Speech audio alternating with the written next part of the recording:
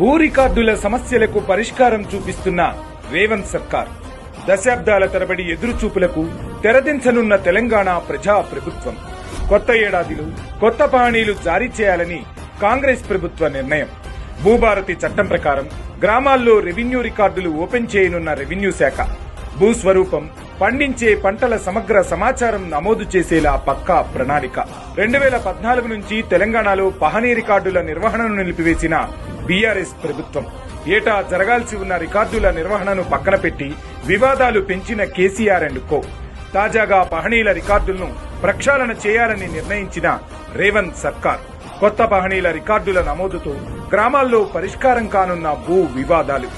Manual రికార్డులకు digital భద్రతను జోడిస్తూ మరింత భద్రత కల్పించనున్న తెలంగాణ ప్రజా ప్రభుత్వం.